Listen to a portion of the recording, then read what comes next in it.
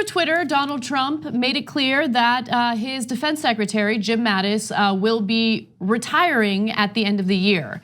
That means that he has resigned. In fact, there have been reports following this breaking news story indicating that he did in fact resign.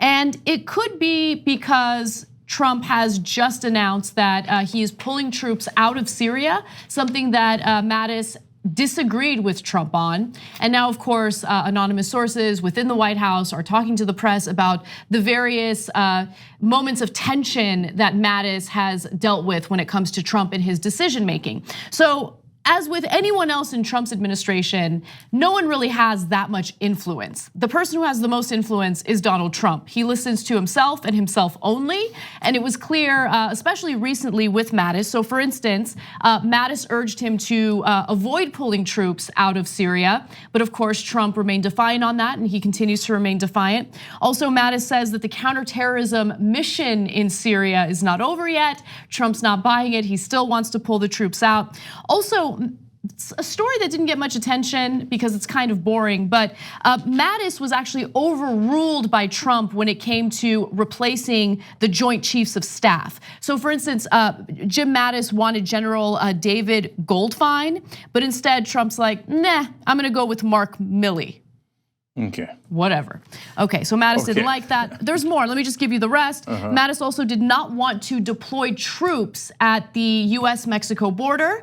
He saw that as nothing more than a political stunt, which it was, but Trump did it anyway. And finally, Mattis has been very skeptical about negotiations involving North Korea and denuclearization. Yes, I was for General Vanilli myself, but that's another story. All right, and you're right, Trump, there's only one person who influenced him, it's him, he's under the influence.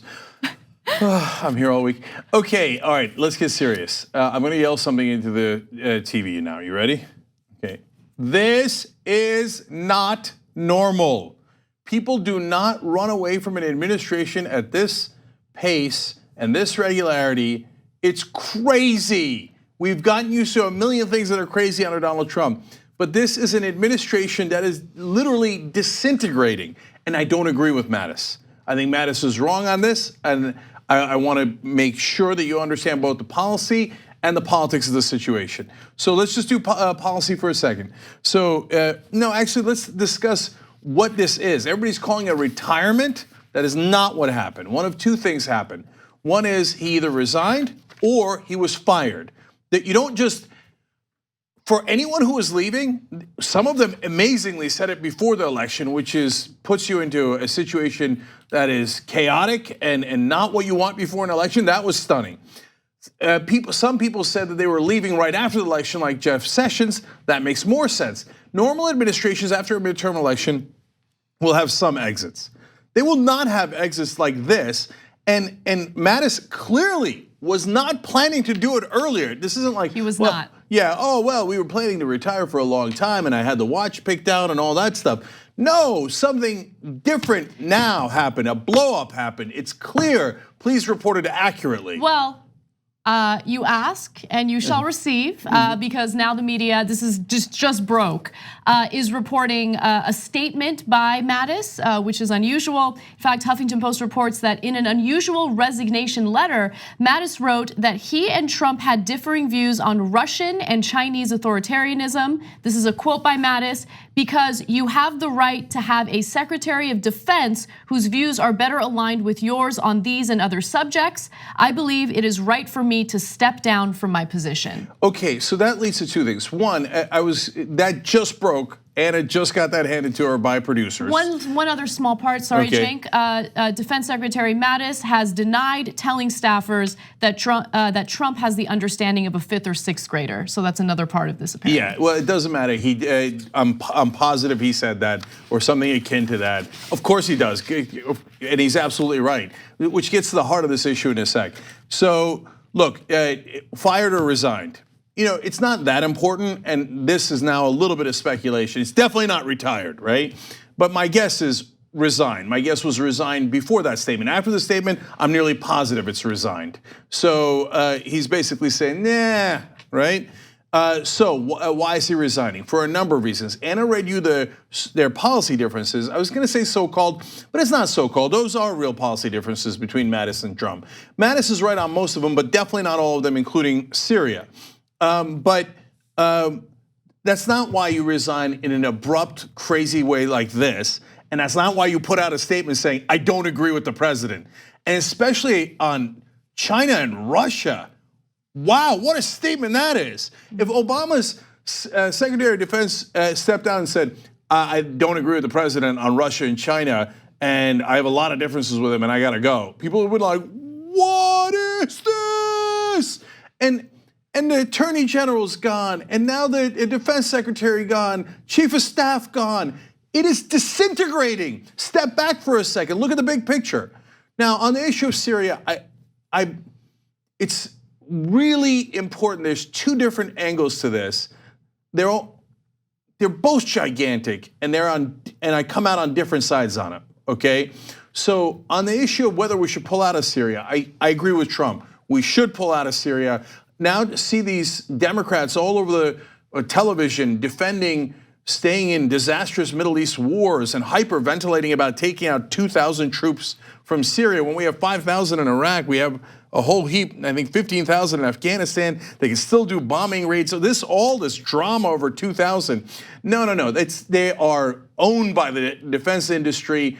It's gross. I have something to add to that. I think that the defense industry and the corrupt influences certainly play a role. But I think that the way Democrats are reacting to pulling out of Syria right now also unfortunately shows that they play political games. And so when Trump decided to use the mother of all bombs, last year, they criticized him for it, for doing so. And I agreed with them for criticizing him for doing so. But all right, so he actually fights back against Assad. He gets the criticism from Democrats, but then he decides to pull the troops out. He gets the criticism from Democrats. Don't be like Republicans. Don't play this ridiculous political game. Do the right thing. In this instance, pulling the troops out of Syria, I believe, is the right thing. Especially given the reasons that you just mentioned right now, that we still have the ability, if let's say ISIS gains ground, we do have the ability to take action from Iraq, which is where we're currently at. Yeah, so it's not just the Democrats, it's also MSNBC and CNN and Fox News. Fox News has turned on Donald Trump because, you want to talk about a deep state. MSNBC at some point, I don't think they claim it anymore, claim to be progressive, right? They have John Brennan on there. He's out there now talking about how this is a betrayal. We need to stay in Syria forever, right? That's an Obama and Bush guy who, is part of the war machine. And MSNBC trumpets them all. Is there a single person on MSNBC? And I asked this on Twitter. I didn't get a response. It's a real question. Is there one person who is allowed to say withdrawal from Syria is a good idea? That used to be the progressive position. It's still, in my opinion, the progressive position. Syria is complicated, but largely progressives do not want to stay in disastrous Middle Eastern wars. I don't think they're allowed to say it on MSNBC. If we put enough pressure on TYT Army, etc., reaches out, maybe like 3 days from now, one of them might be like, maybe we should leave. But anyway, back to John Brennan about how great the war is, right? So, all right, so that's that. Now, what is Mattis right about in this particular situation? Because obviously the impetus here was the blow up over Syria. They disagreed about at least half a dozen things that Anna listed earlier. Why now as opposed to earlier? Well, that's where Mattis might be right. And his statement there confirms what I was worried about.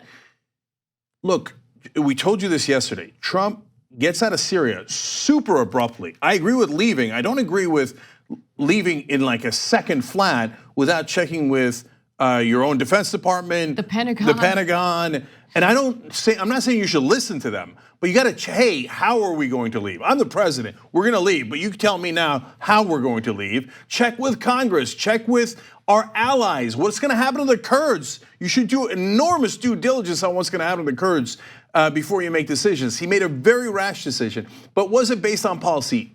No way. And so that gets to what I'm concerned about. But Anna, did you want to say something? I do want to say something. So just to add to the point regarding how Trump didn't actually talk to the Defense Department, didn't notify the Pentagon. That's irrelevant because right now, as it stands, we're uncertain as to whether or not Trump has actually officially ordered the withdrawal of troops, because all we know is that he put out a tweet. And so there's this huge question mark as to whether or not he's taken, the formal measures necessary to carry out this order. No, it is very curious that if not the same day in the same exact time period, Trump orders a sudden withdrawal from Syria, and his Treasury Department says we're lifting the sanctions on the largest aluminum company, second largest in the world, the largest out of Russia, and that is run by Oleg Deripaska, who is one of the oligarchs that have sanctions on him, and they have sanctions on that company, and the sanctions have devastated that company, and all of a sudden Donald Trump goes lifting the sanctions and getting out of Syria. And then he lied, of course, he can't help himself, and said, Russia and Iran are upset about this. And then Putin, just to rub it in a little bit, in an interview said, "Niet, we are very satisfied with this decision." Okay, so look, is it possible that Trump is still in communication with the Russians? Yes, absolutely possible. So I can't know for sure, of course, but looking at the things that are public, it at least makes you question that. Is he stupid enough to communicate with the Russians while under investigation? Yes, he's definitely that dumb. And Mattis saying, I'm worried about his relationship with Russia and China. I don't know why he threw China in there. It might be the ZTE deal. It might be 1,000 other deals, right? That he's got with China that we don't know about. But Mattis is waving a giant red flag on that issue. It could be because, he's part of the whole military-industrial complex, but the Russia and China statement is too specific. Right, and just to piggyback off of the ZTE statement, look, we just essentially convinced the Canadians to detain a Chinese executive over allegations that her telecommunications company, or the telecommunication company that she works for, had violated sanctions against Iran. Well, ZTE did the same thing, and Trump allegedly did the same thing, and Trump was willing to work out a deal with them. And so it's kind of interesting to see, or juxtapose the way he's treating these two different companies. Yeah, I'll just give you a tiny bit more context. ZTE also has a deal with the Indonesians. The Indonesians have a deal with Trump on naming rights, where they're funneling a giant amount of money to the Trump organization. So I hope prosecutors look at that at some point. If they look at it and they go, it's a legitimate deal where the president is getting millions of dollars every year from Indonesia, which just got a $500 million loan approved by China and another $500 million investment. That is awfully convenient, okay? So that's part of it. And Deripaska, I want to be clear, says he's lowering the amount that he owns of the aluminum company, but he still owns an enormous chunk of it, and he's the guy that was paying Manafort $10 million a year on behalf of what appears to be the Russian government. So these ties are crazy for a president of the United States of America. So I just want to wrap this up by mentioning that there are those who identify as members of the left who have an issue with the way that Trump is pulling the troops out of Syria. It's not necessarily about his foreign policy and the objective here. It's about the possible influences behind the scenes and what's convincing him to do it. Those criticisms, I think, are legitimate. Yeah. But if you just look at pulling troops out of Syria in a vacuum and you don't think about what's influencing him, I think that it's the right decision, but we should look into why he made that decision. Yeah, please, if you're on the left, don't be a knucklehead like the right-wingers and look at the world in a black and white way. So it is entirely possible to hold both of those positions. Say, I am enormously skeptical about why Donald Trump is pulling out of Syria. And I think that based on what I just told you, I would rank on the most skeptical end of that spectrum. I believe there's a chance he's still communicating with the Russians and literally taking orders from them. Okay, so no one's more skeptical about why he did it than I am.